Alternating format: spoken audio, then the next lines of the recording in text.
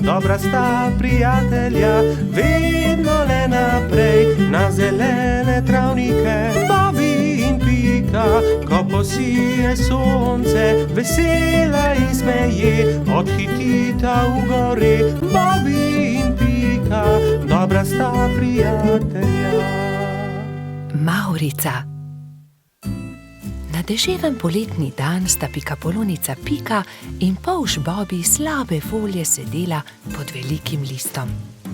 Nenadoma je sonce posijalo skozi oblake, a poletni naliv ni prenehal.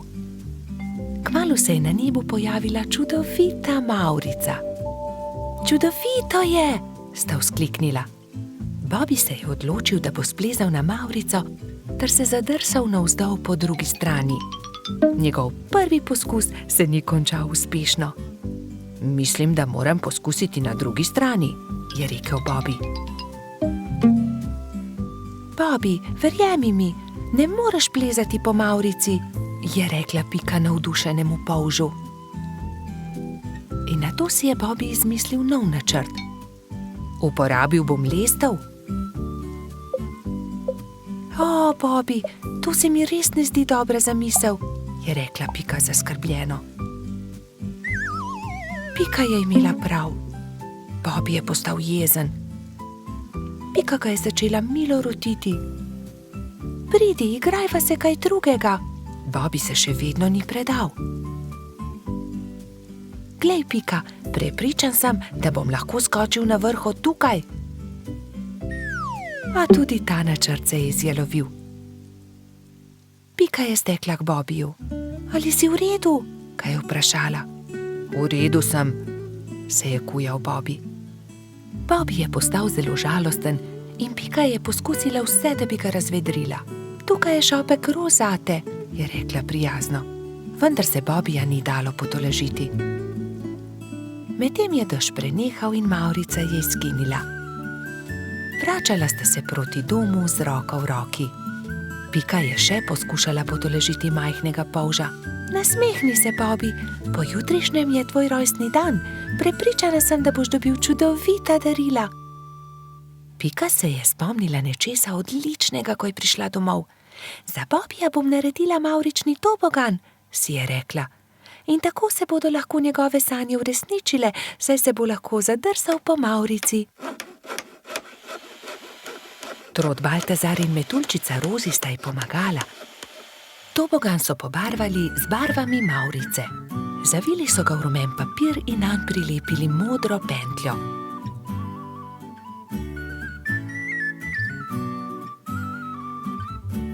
Trije prijatelji so celo spekli torto za Bobbyja. Ko je prišel čas, sta Baltazar in Rozi pripeljala Bobbyja k Pikini hiški, kjer je bilo vse pripravljeno za rojstnodnevno zabavo. In tukaj je tvoje darilo, je vzkliknil Baltazar. Pika je dala Bobbyju čokoladno torto.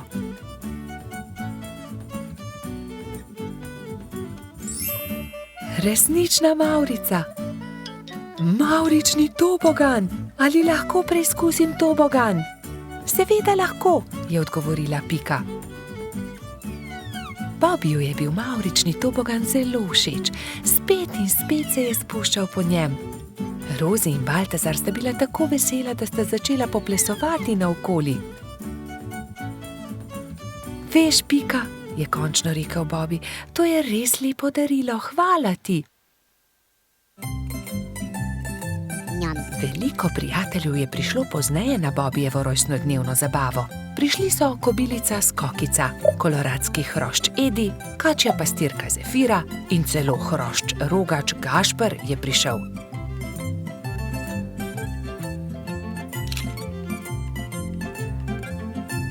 Mali polž je vsem dovolil preizkusiti svoj novi tobogan. Bobby, Pika in njuni prijatelji so se igrali na toboganu, dokler se ni stemnilo.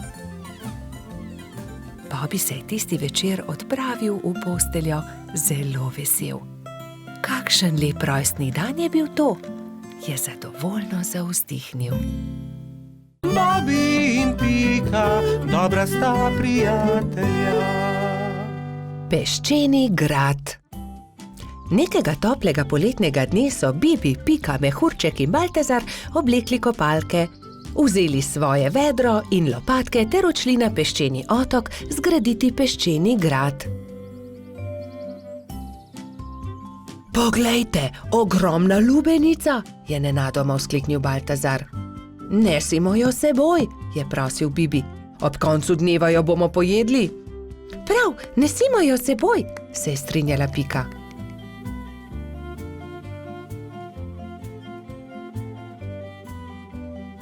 Bibi, Pika, Baltazar in Mehurček so previdno valili pred seboj lubenico. Vendar takoj, ko so prišli do vznožja hriba, se je lubenica začela valiti navzdol.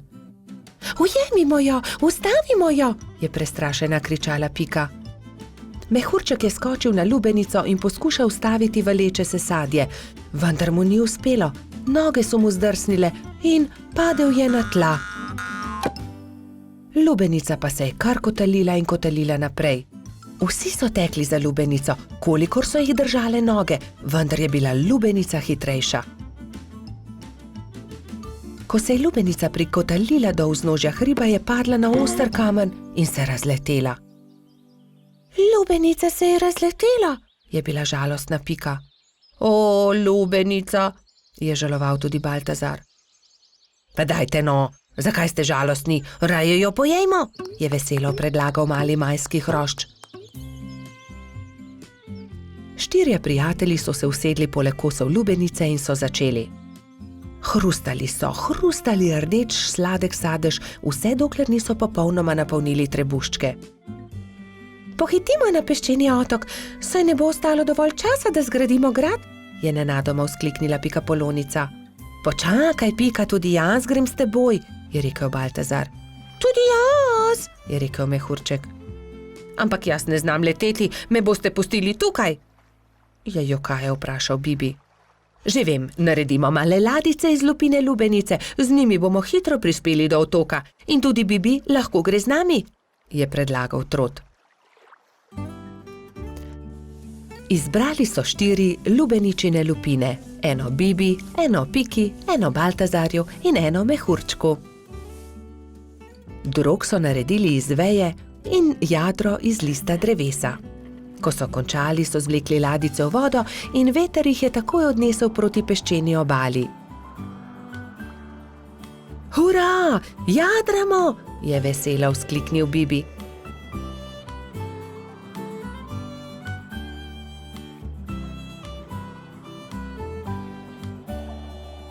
Kmalu so prispeli do peščene obale in se vsi skrcali.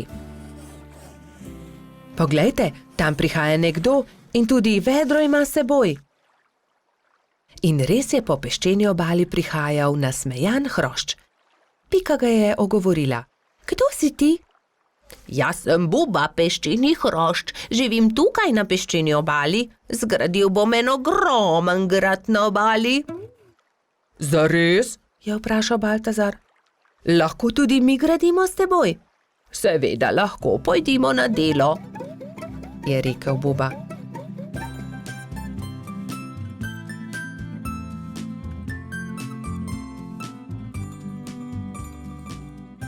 Skupaj so zgradili lep velik peščen grad. Vrtali so tunele, oblikovali stolpe, naredili vrata. Samo še zastava manjka na vrhu, je rekla Pika. Narisala je bubo na list drevesa in ga napičila v vrh gradu. Potem je to moj grad, je navdušeno vzkliknil Buba. Ko se je začelo temniti, so se mali prijatelji poslovili od Bube in odšli proti domu. Lepo spi, kapitan gradu, je veselo vzkliknila Pika. Bobi in Pika, dobra sta prijatelja. Lutkovna predstava. Nekega poletnega jutra je polž Bobi vznemirjeno potrkal na Pikina vrata. Danes bo lutkovna predstava, pohitiva, pokličiva tudi Rozi in Bajsija. Bobi in Pika sta najprej potrkala pri metuljčici. Rozi, budnica, Pridi hitro, danes bodo nastopali komarji. Predstavili bodo Sneguljčico. Ustavili so se tudi pred hišo koloradskega hrošča. Bajsi, halo, pridi, gremo na travnik, na lutkovno predstavo. Vendar Bajsi ni odprl vrat. Bajsi, zamudili bomo, pohiti. Se je vznemirjal Bobby, vendar odgovora ni bilo. Rozi je bojazljivo pritisnila kljuko in pokukala v hišo. Koloradski hrošč je še ležal v postelji. Bajsi, pohiti, hitro se oblici, moramo na pot. Jaz ne grem, trebuhu imam polno pik, po noči me je nekaj čisto popikalo, zelo me srbi. Se je cmeril Bajsi. Pokaži, naj pogledam ti pike, se je oglasila Pika. To niso piki, to so norice, je ugotovila Pikapolonica. Ni se treba prestrašiti, tudi jaz sem jih že imela, 1000 pik sem imela. Grem po doktorja Sovo, je rekla Pika. On ti bo povedal, kaj moraš narediti. Kmalu je prišel doktor Sova. Temeljito je pregledal Bajsija. Res so norice. Norice so nalezljive. Ne moreš iti na lutkovno predstavo, Bajsi. Nalezljive? Jih bodo dobili tudi Bobby, Pika in Rozi? Ne, norice vsakdo dobile enkrat. Oni so jih preboleli že lani. Najpomembnejše je, da pik ne smeš praskati. Gotovo bo lutkovna predstava še kdaj drugič, ga je tolažil Bobby. Ne jezi se, kmalu boš ozdravel, se je smehljala Pika. Prijateljčki so se poslovili od Bajsija in se odpravili na lutkovno predstavo. Na travniku je že stal paravan. Lutkovno druščino je sestavljalo 5 komarjev. Kmalu se je razprla zavesa in program se je začel.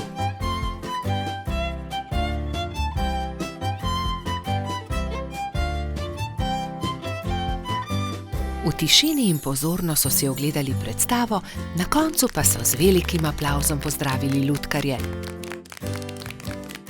Komarji so dovolili, da so prebivalci gozda vzeli v roke lutke in si jih ogledali. Škoda, da Bajsi ni mogel priti z nami, je žalostno dejala Pika, medtem ko so hodili domov. Gotovo bi mu bilo zelo všeč. In kako bi bilo, če bi mu predstavo zaigrali mi? Se je nenadoma oglasila Pika. To je zelo dober predlog, Pika, je dejala Rozi. 3 prijatelji so se lotili dela v pikčasti hišici. Rozi je narisala palčke, Pika Sneguljčico in kraljeviča, Bobby pa mačeho. Risbe so izrezali in nalepili na palice za krvavice. Ko so končali, so se prikradli pod Bajsijevo okno in potrkali. Koloradski hrošč je radovedno odprl okno. Začenja se program, je veselo zavpil Bobby in so že začeli zgodbo.